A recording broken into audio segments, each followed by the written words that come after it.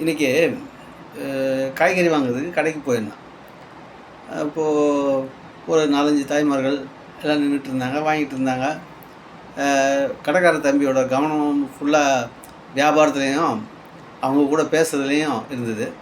அது அவங்க 2, 3 தடவை கூப்பிட்டு பார்த்தா அவன் திரும்பவே இல்லை. சரி, தம்பியோட கவனத்தை நம்ம பக்கம் எப்படி இழுக்கிறது அப்படின்னு சொல்லி கொஞ்சம் யோசித்து பார்த்தா, வெளியே வேர்க்கடலை ஃப்ரெஷ் வேர்க்கடலை அது வெளியே ஒரு பாக்ஸில் வச்சுருந்தேன். ஒன்று எடுத்து உரித்து சாப்பிட்டேன், நல்லா இருந்தது. நான் பாட்டில் பேசாமல் சாப்பிட்டுட்டு இருந்தேன். சரி, நம்ம டர்ன் வரட்டும் அப்படின்னு சொல்லி நான் பாட்டில் சாப்பிட்டுட்டே இருந்தேன். ஒரு வழியாக அவன் கவனத்தை இழுத்தாச்சு நம்ம பக்கம். அதுக்கப்புறம் அவசர அவசரமாக கூப்பிட்டு, அண்ணே வாங்கினே முன்னாடி உங்களுக்கு என்னென்ன வேணும் அப்படின்னா, எனக்கு தேவையான காய்கறி வாங்கி வச்சுட்டு வாங்கினேன்.